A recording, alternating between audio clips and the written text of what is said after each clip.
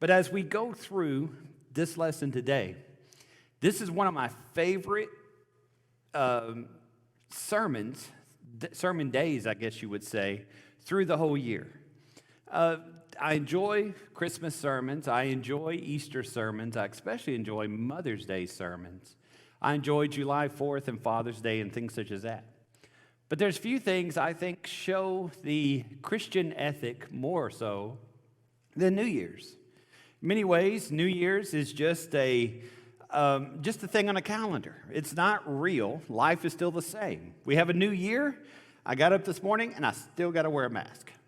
Had a new year, I get up and I still have many of the issues which I faced all through November and December. But with this new year, many people start a diet plan and a health plan. With this new year, many people start a Bible reading plan. This is a time where people make a new beginning, a new opportunity.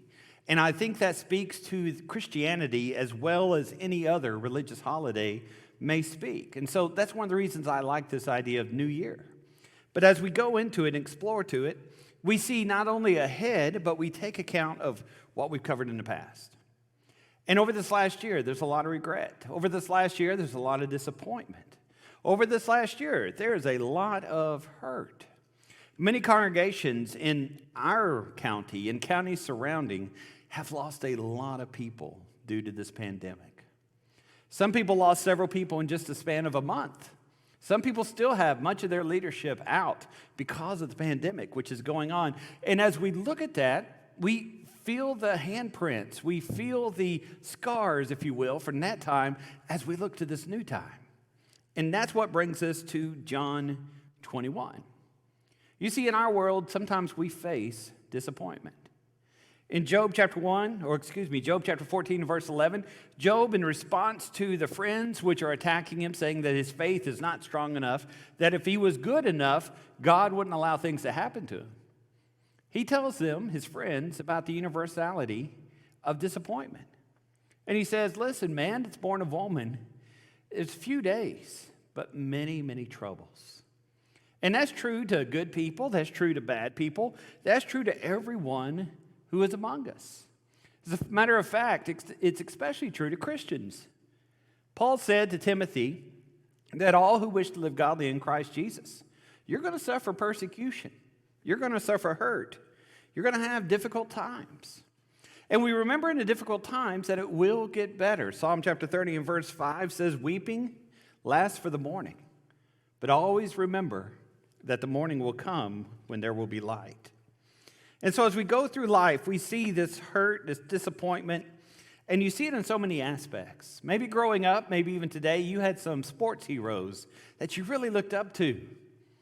And as you followed them, as perhaps you worked to get their signature or get a picture with them, as you followed them on Twitter or whatever it may be, so often, eventually, we become disillusioned because our sports heroes don't live up to what we think they ought to be.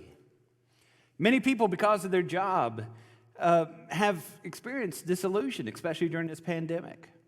And people in authority have not lived up to what we expected and what we wanted. Sometimes people in relationships experience hurt and experience trouble because we lose faith in the people we love. And because of that, there's times in, I think, every one of our lives where we become shattered. We become disappointed. Things do not go the way that we want them to go. But no matter how dark the day is, no matter how long the night seems, no matter how hopeless things are, I want us to remember something. God is there. He is there with us, and He is there for us. Turn in your Bibles, if you will, very quickly. We'll come back to John 21, to Hebrews chapter 11. Hebrews chapter 11 is that faith hall of fame. And as we go through that study, we see how Noah obeyed. We see how Abraham moved by faith. We go through and we see all those heroes and all that work. And while faith is mentioned throughout Scripture, it's a key foundational subject in so many of our New Testament books. Romans 4, James 2, Galatians 3. It's in Hebrews where we see faith defined biblically. What is faith? Faith is the substance of things hoped for, and it's the evidence of things that are not seen. Now that sounds like doublespeak to us as we go through it. Maybe you've heard it so much that it just kind of flies over. And so I've worked in a little bit of translating. I'm not a Greek theologian, a Greek scholar at all, but I've tried to rewrite it in a way which perhaps applies to us in a more intimate way. Faith enables us to treat the future as the present, and it lets the invisible be seen by us. That's what the writer of Hebrews is trying to get across to us. You see, as Christians, those things which we see today, we recognize are not all that there is. We oftentimes get caught in a material world, things that are real. We want money in our bank account. We want a house that we live in. We judge one another by the cars that we drive or the jobs that we have. We look to that materialistic idea to judge one another and to measure ourselves on the level of success. Jesus tells us don't lay up treasures on this earth because these things rust and corrupt and fall apart. What it means to have faith is to see the future as clearly as you do today. When you have that level of faith, then you can, like Abraham, leave those who you're comfortable with and move to those who are godly. When you have that level of faith, you can turn against the world as Noah did and build a boat because you know in the future you'll be safe. When you have that kind of faith, suddenly those things which are invisible, the Spirit, heaven, God, Jesus, become real. You can now see the invisible because of your trust in God. And just as Hebrews 11:6 says, without faith it is impossible to please him, for he who comes to God must believe that he is, and he's a rewarder of those who diligently seek after him. We see that power there in Hebrews 11:1. That in this time of disillusion, this time of hurt, this time of this time of frustration, we can now see the future that is there. Now, keep that in mind, and now let's go to John 21. And as you go to John 21, you see what the apostles are going through. Notice what's just happened. The apostles have just lost an investment. You ever invest very much? I like safe investing because I'm always paranoid about what might happen in the future. But anytime you invest, there's some level of risk. All right, I think I'm good now. Anytime you invest, there's a level of risk. There's a possibility that you might lose that which you worked for. Well, the apostles, all 12 of them, 11 now, have made a huge investment. They left behind that tax collector booth, which was a very comfortable, easy life. They left behind those fishing boats, which were prominent, made them pretty high in society, even though they were lower class. And they followed Jesus for 3 years. They listened to his writings or listened to his teachings. They obeyed him. They worked with the Spirit through him to become servants, disciples of the rabbi. And for those 3 years, it's a pretty good investment. They see the lame healed. They see the blind given sight. They see people in the grave raised. They see 5,000 people fed. And they hear the Sermon on the Mount, and they recognize no man can teach like Jesus can teach. It looks like the best choice which you could ever make, following after Jesus. But man, the week of the Passion comes. And even though these people had welcomed Jesus back as a king, in a few days they're crying for him to be crucified. Momentarily, they're in the garden, suffering from exhaustion, and the Roman soldiers come and they arrest Jesus. They torture Jesus. They crucify him on the cross as a criminal. And every one of the apostles messes up. Peter strikes out with the sword, trying to knock off Malchus's ear, trying to defend, and it didn't work. John stands at a distance, and he didn't live up to what he wanted to do. The other apostles ran away like cowards. And now Jesus is in the grave. Imagine how aggravated, how upset they were. We read later in the Gospels that they're in an upper room, that the door is locked. Why is it locked? Because they're wondering, are we next? Have we just made the worst mistake of our lives? Have we just risked too much? Are we about to be crucified just as Jesus was in order to placate the crowds? Are we guilty like he was, even though we thought he was innocent? What in the world have we just done? Their minds wondered about what was going on. And sometimes in our life, it goes that way. God doesn't always have the same plan that we have. Let me amend that. God never has the same plan that we have. We make our plans. We know how life's going to go. We have our expectations of, God, I'm going to do this, and God, you're going to do that. Isaiah 55, 8 and 9 tells us that God's ways are higher than our ways. His thoughts are higher than our thoughts. As the mountains are above the earth, as the heavens are above the seas, so God's thoughts are above our thoughts. But here they are. But then there's a message. That message that comes is one which they did not expect and one that they cannot believe. We read in Matthew 28 and verse 7 that the ladies who saw the empty tomb are sent to go tell Peter and John and the rest of the apostles, the Lord is risen. We see that same thing in Matthew 28 and verse 7. In Mark 16 and verse 7, once again, they're told by somebody else, hey, Jesus is resurrected. In Luke 24, the men on the road to Emmaus come and meet the apostles and say, listen, Jesus is resurrected. We saw him ourselves. We ate with him. And then Jesus appears in a room with them. On that Sunday after the crucifixion, there he appears. Even though the door's locked, he appears in their midst and he says, peace be with you. And they once again see their friend. But then their friend disappears. What do they think? 8 days later, in their parlance, for us, we'd say the very next Sunday, he appears again, and Thomas now has an opportunity to put his hand in his side and hands in the holes, or his fingers in the holes of his hands. And he says, my Lord and my God. But then Jesus disappears again. Now, if you're the apostles, where are you mentally right now? A lot of people would say, well, okay, you saw Jesus crucified. Now you've seen Jesus resurrected. You should be okay. You should have full faith. You should not have any doubts at all. But we read in Mark 16 that sometimes the apostles, they still doubted a little bit.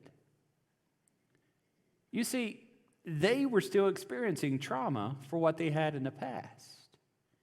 Their past still had an effect upon them. And one thing you and I have to realize is that there are times where we still need assurance.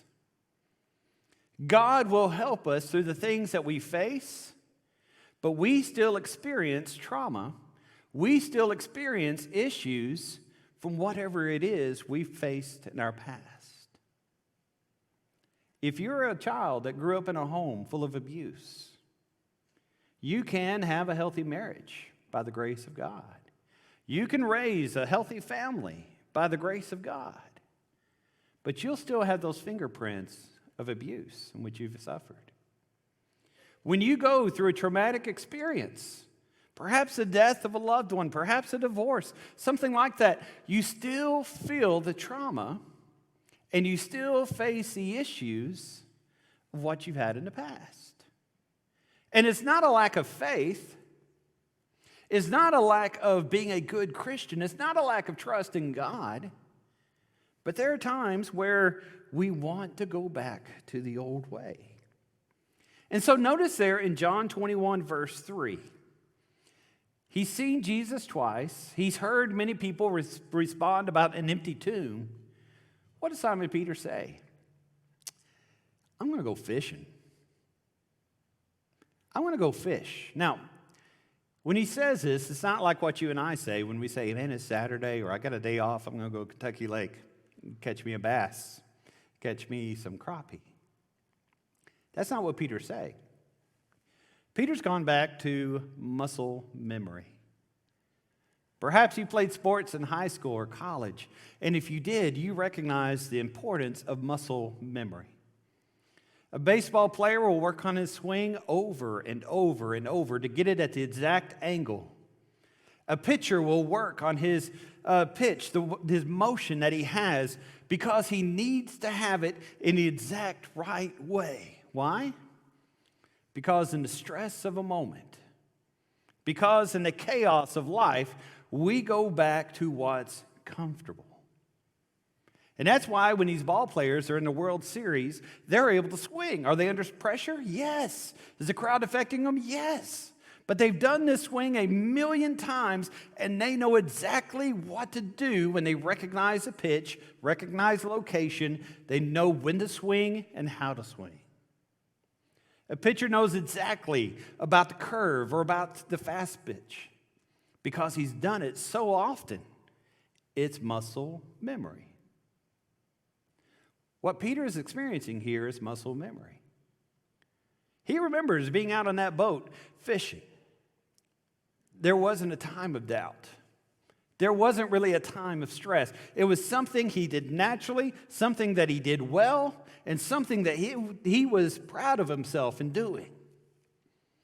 Now that he's experienced his trauma, he's going back to the old way. He's going back to what's comfortable. He is going back to what's easy. The reason I bring that up is because you and I, we have something we're going to answer this next year. This world is different. I long for the day in which we go back in which we were a year ago.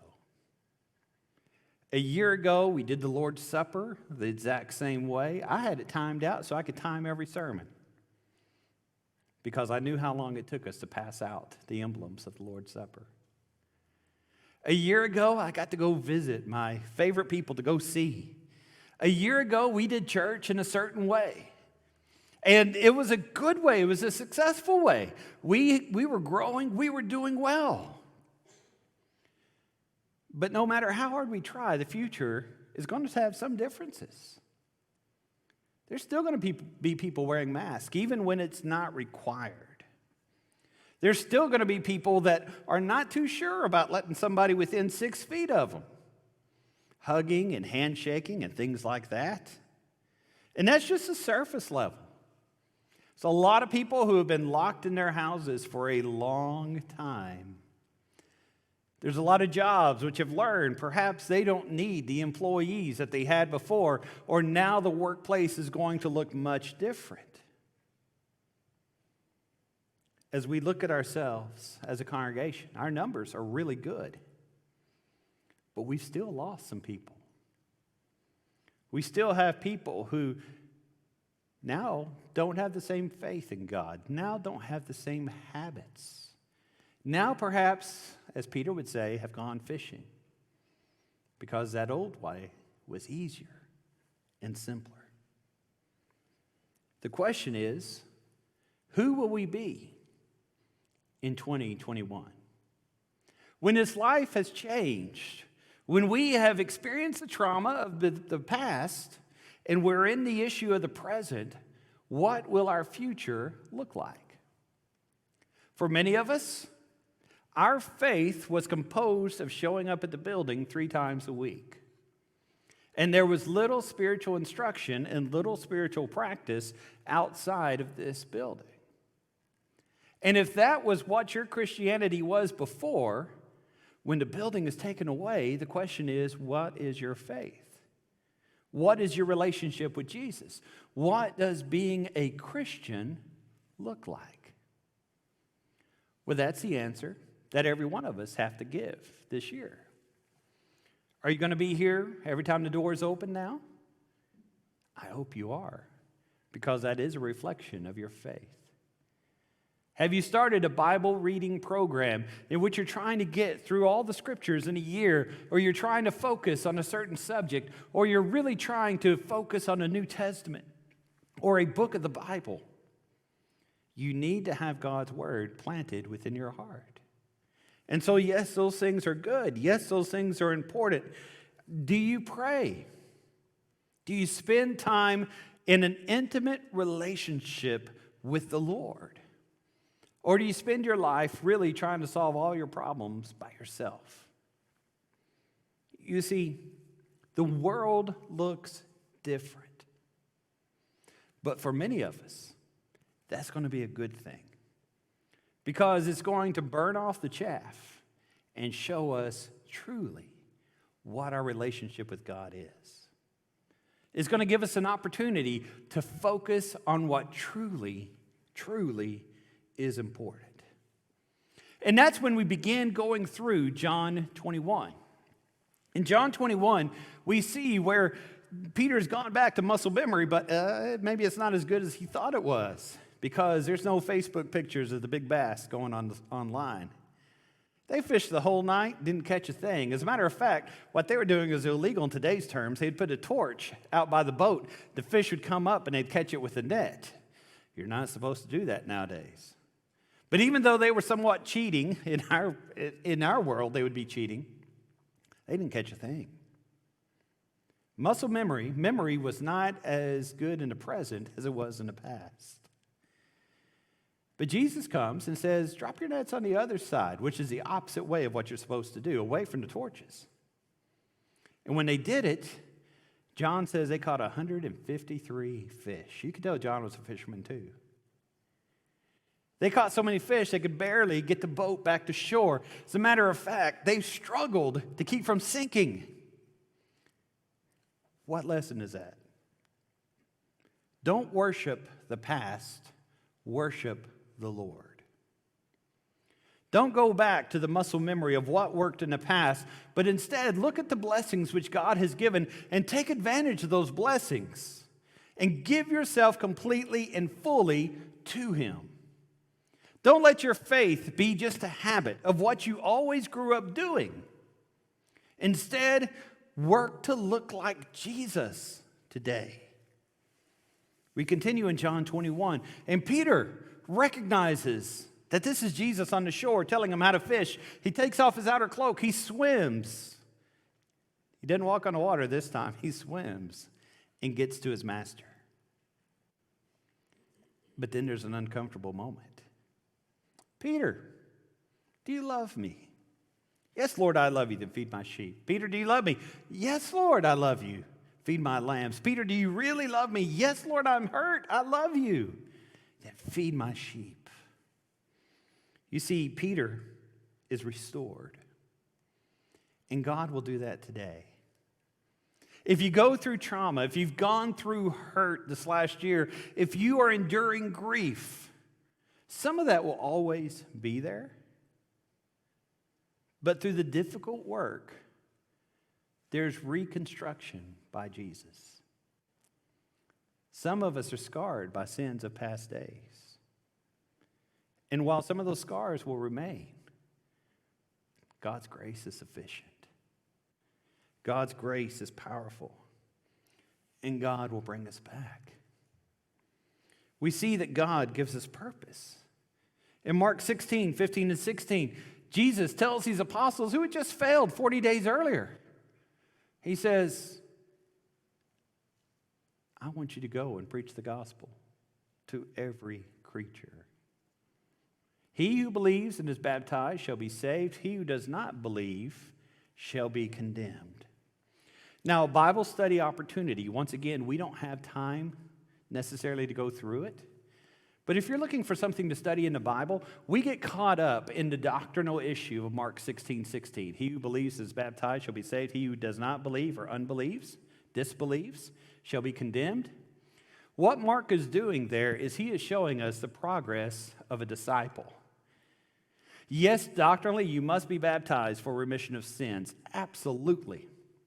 But when you have opportunity, go through Mark 16 and underline each time you see disbelief or doubt, depending on what your translation is, or unbelief.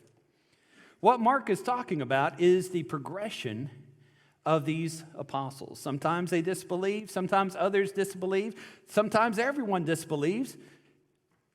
And Jesus says in Mark 16:16, you got to get over this disbelief and believe.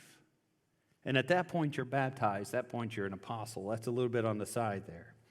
But what I want us to notice for this point is God, Jesus, has shown these men how to work.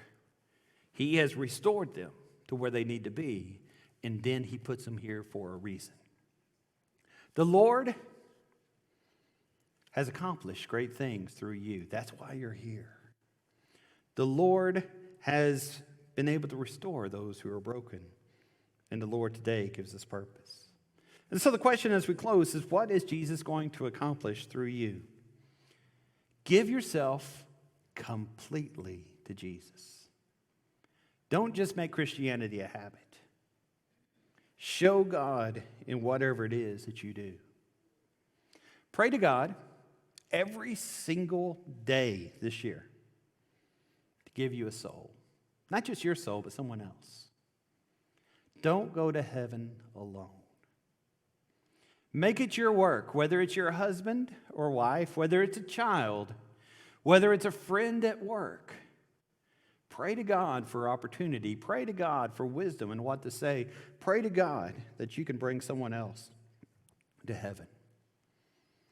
And as we recover, glorify God in everything that you do.